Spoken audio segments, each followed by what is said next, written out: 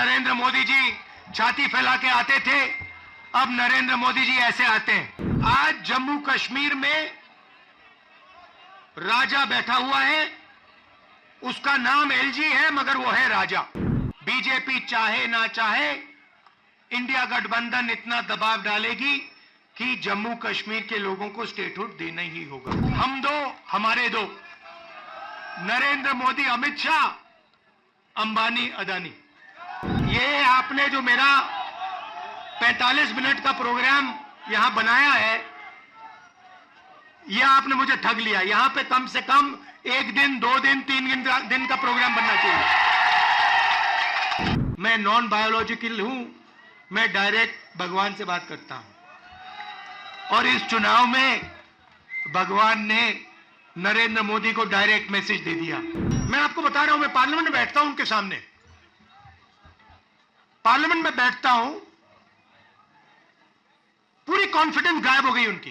आपने फंसा दिया मुझे लग रहा है कि यहां अगली मीटिंग में ना जाऊं, यहीं आपके साथ 1-2 दिन रहूं।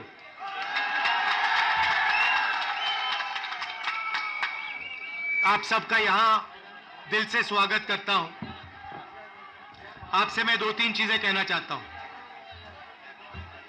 सबसे पहले आपने देखा होगा कि पूरे देश में बीजेपी के लोग, आरएसएस के लोग नफरत फैला रहे हैं, हिंसा फैला रहे हैं, डर फैला रहे हैं। तो लड़ाई 2 विचारधाराओं के बीच में है। एक तरफ नफरत, हिंसा, डर, दूसरी तरफ मोहब्बत, रिस्पेक्ट, इज्जत। आपने देखा होगा कन्याकुमारी से कश्मीर 4000 किलोमीटर हम चले और हमने बीजेपी के खिलाफ नारा दिया, नफरत के बाजार में मोहब्बत की दुकान खोलनी है। उनका काम नफरत फैलाने का है, हमारा काम मोहब्बत फैलाने का है। वो तोड़ते हैं, हम जोड़ते हैं, और अंत में नफरत की काट मोहब्बत से ही होती है। आप सब जानते हो, नफरत को नफरत से नहीं काटा जा सकता है, नफरत को मोहब्बत से ही काटा जा सकता है, हराया जा सकता है। और आपने इस चुनाव में देखा होगा, पहले नरेंद्र मोदी जी छाती फैला के आते थे, अब नरेंद्र मोदी जी ऐसे आते हैं। पहले बड़े बड़े भाषण करते थे, इस बार पार्लियामेंट में घुसने से पहले उन्होंने अपने सिर पर कॉन्स्टिट्यूशन को रखा, फिर गए अंदर। भाइयों और बहनों, पहली बार हिंदुस्तान के इतिहास में पहली बार स्टेटहुड छीना गया है। यूनियन टेरिटरी को पहले यूनियन टेरिटरी को स्टेट बनाया गया था। स्टेट को बांटकर 2 स्टेट बनाए गए, तेलंगाना बना, छत्तीसगढ़ बना, उत्तराखंड बना, अरुणाचल को स्टेट बनाया गया। मगर पहली बार हिंदुस्तान के किसी स्टेट को रद्द करके लोगों का जो हक है वो छीना गया। पहली बार हुआ है। ऐसे हिंदुस्तान के इतिहास में, मॉडर्न इंडिया में यह काम पहले कभी नहीं किया गया है। तो सबसे पहले जम्मू कश्मीर को जो स्टेटहुड है वो वापस देना है, क्योंकि आपका सिर्फ स्टेट नहीं छीना गया, आपके अधिकार, आपका धन, सारा का सारा आपसे छीना जा रहा है। 1947 में हमने राजाओं को हटाकर लोकतांत्रिक सरकार बनाई, हमने देश को कॉन्स्टिट्यूशन दिया।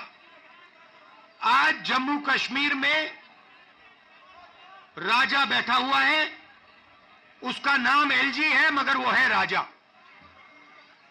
और जो आपका धन है आपसे छीना जा रहा है, बाहर के लोगों को दिया जा रहा है, चाहे वो आपके कॉन्ट्रैक्ट्स हो, सारा का सारा फायदा बाहर के लोगों को मिल रहा है और जम्मू कश्मीर के लोगों से छीना जा रहा है। तो हमारा पहला कदम जम्मू कश्मीर को स्टेटहुड वापस देने का होगा। हम चाहते थे कि चुनाव से पहले आपको स्टेटहुड मिले और स्टेट बनने के बाद चुनाव हो। बीजेपी ये नहीं चाहती है और उन्होंने कहा है कि पहले चुनाव होगा और उसके बाद स्टेटहुड की बात होगी। और हम कह रहे हैं कुछ भी होगा, जम्मू कश्मीर के लोगों को स्टेटहुड हम दिलवाएंगे। बीजेपी चाहे ना चाहे, इंडिया गठबंधन इतना दबाव डालेगी कि जम्मू कश्मीर के लोगों को स्टेटहुड देना ही होगा।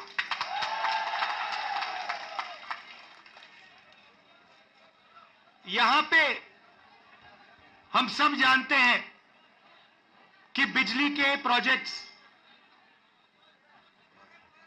बनाए जा रहे हैं, मगर सच्चाई है कि बिजली के प्रोजेक्ट्स का फायदा आपको नहीं मिलता है।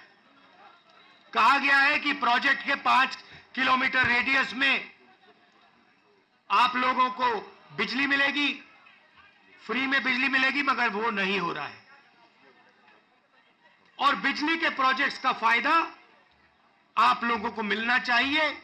स्टेटहुड मिलेगा, चुनाव में हम जीतेंगे तो ये काम हम आपके लिए करके देंगे।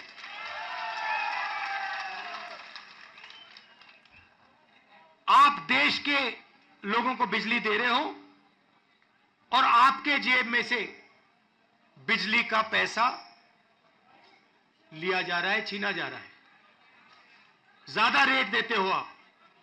ये अन्याय है, इसको हम ठीक करेंगे।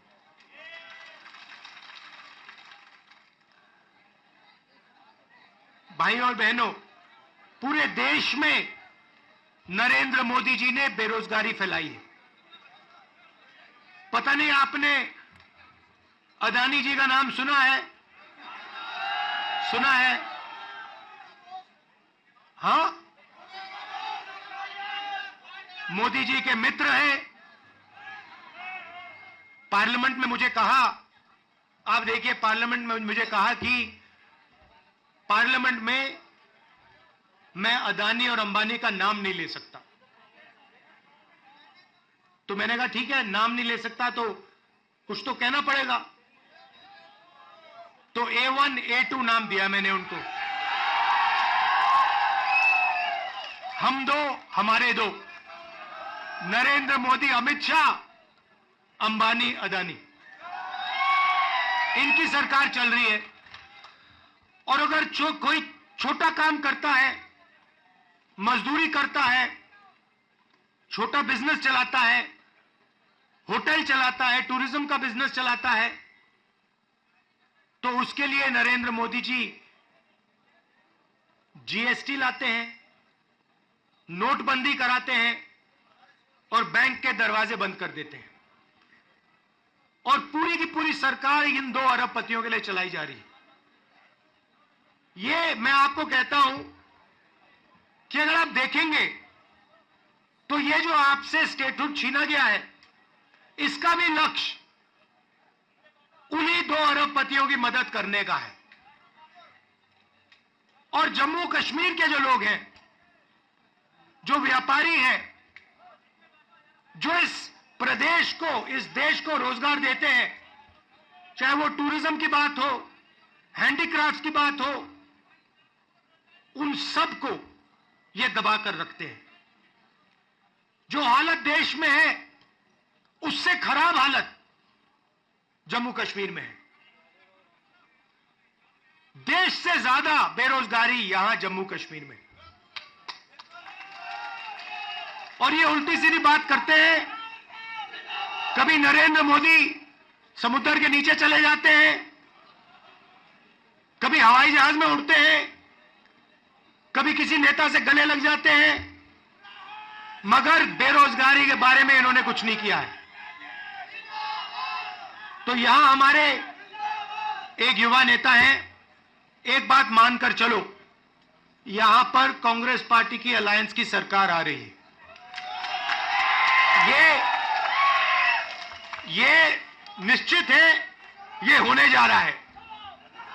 और हमारा पहला काम, हमने नेशनल मैनिफेस्टो में कहा और मैं यहां भी कह रहा हूं, जो भी सरकारी वैकेंसीज हैं उनको हम भरेंगे और एज को हम 40 साल तक एक्सटेंड कर देंगे।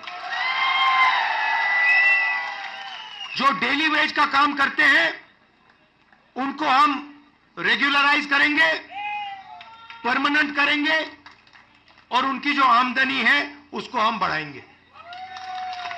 मगर हमारा लक्ष्य होगा कि हम सबको लेकर एक साथ मिलकर जम्मू कश्मीर की सरकार चलाएं, सबकी रिस्पेक्ट हो, सबको एक साथ लेकर हम चले। और जैसे मैंने देश में वहां बाकी देश में कहा, भारत जोड़ो यात्रा में हर स्टेट में कहा, नफरत को मिटाना है। जहां भी ये नफरत की दुकान खोलेंगे, जहां भी ये नफरत फैलाएंगे, वहां हम मोहब्बत की दुकान खोलेंगे। आखिरी बात मैं आपसे कहना चाहता हूं, इतनी सुंदर जगह है, चुनाव के बाद मुझे यहां आना पड़ेगा।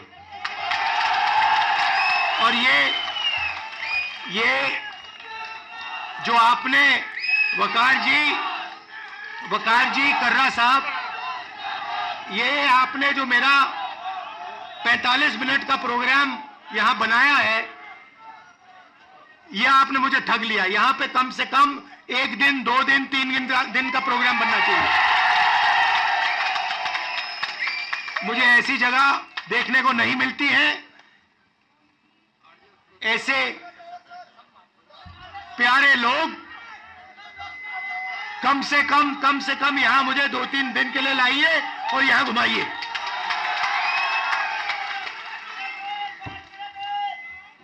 पांच मिनट, 10 मिनट, जितना चाहते हो, कोई प्रॉब्लम नहीं है।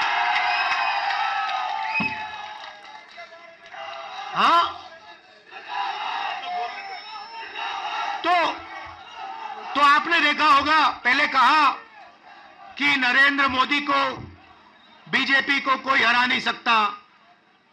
नरेंद्र मोदी जी कहते हैं, भैया मेरी डायरेक्ट लाइन है, भगवान से मैं डायरेक्ट बात करता हूं। और वो भी देश की मीडिया को बोल रहे हैं। अगर कांग्रेस पार्टी का कोई आए मेरे पास, जैसे कर्रा साहब आए या वकार आए और कहें कि भैया मैं डायरेक्टली भगवान से बात करता हूं, मैं उन्हें कहूंगा, भैया ऐसे करो, आप ये बात बाहर मत गलती से बोल देना, नुकसान हो जाएगा, लोग पता नहीं क्या कहेंगे। मगर नहीं, देश का प्रधानमंत्री जा सकता है, कह सकता है, भैया मैं नॉन बायोलॉजिकल हूं, बाकी हिंदुस्तान बायोलॉजिकल है, बाकी हिंदुस्तान बायोलॉजिकली पैदा हुए, मैं नॉन बायोलॉजिकल हूं, मैं डायरेक्ट भगवान से बात करता हूं। और इस चुनाव में भगवान ने नरेंद्र मोदी को डायरेक्ट मैसेज दे दिया कि भैया आपको लगता है कि आप भगवान से बात करते हो, मगर भगवान आम जनता से बात करता है और भगवान आम जनता की राय को सुनकर काम करता है। तो हमने नरेंद्र मोदी को साइकोलॉजिकली उड़ा दिया है। मैं आपको बता रहा हूं, मैं पार्लियामेंट में बैठता हूं, उनके सामने पार्लियामेंट में बैठता हूं, पूरी कॉन्फिडेंस गायब हो गई उनकी। इंडिया गठबंधन खड़ा हो गया, एक साथ मिलकर हम लड़े, पूरी की पूरी कॉन्फिडेंस हिंदुस्तान के प्रधानमंत्री की गायब हो गई है। आप मुझे बताओ, आप देखो, उन्होंने पहले कहा कि जाति जनगणना नहीं होगा। हमने कहा जाति जनगणना होगा। अब आरएसएस के लोग कह रहे हैं भैया जाति जनगणना सही बात है। फिर वो उन्होंने कहा कि हम लैटरल एंट्री से बाहर के लोगों को सरकार में लाना चाहते हैं। हमने कहा ऐसे नहीं होगा। पार्लियामेंट में बात उठाई, थोड़ा सा दबाव डाला, बीजेपी के लोग कहते हैं नहीं भैया लैटरल एंट्री नहीं होगी। तो अब एक बात समझ लो, अब नरेंद्र मोदी हिंदुस्तान की जनता से डरते हैं और अब बस थोड़ा सा समय बचा है। नरेंद्र मोदी, बीजेपी, इनको हम सरकार से हटा देंगे।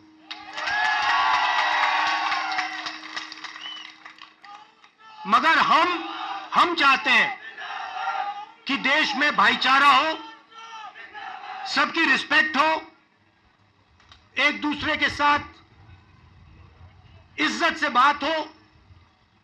जो कमजोर लोग हैं, चाहे वो किसान हैं, मजदूर हैं, छोटा बिजनेस चलाने वाले लोग हैं, उनको लगे कि इस देश में हमारी भी भागीदारी है, बैंक के दरवाजे हमारे लिए खुले हैं, कर्जा माफ हमारा भी होता है और सिर्फ देश 2-3 लोगों के लिए नहीं चलता है। ये हम चाहते हैं और यही काम हम जम्मू कश्मीर में शुरू करेंगे। और कुछ ही समय में आप देख लेना, यहां पे ये आप वकार जी यहां पे चुनकर जाएंगे, आप जिताओगे इनको, हमारी सरकार बनेगी और ये आपके लिए पूरे दिल से दम लगाकर आपके लिए काम करेंगे। वकार जी, ये आप मुझे एक वायदा करो कि यहां पे आप मुझे 1-2 दिन के लिए लाओगे और यहां के लोगों से मतलब अच्छी तरह, जैसे ऐसे नहीं मगर अच्छी तरह मिलाओगे।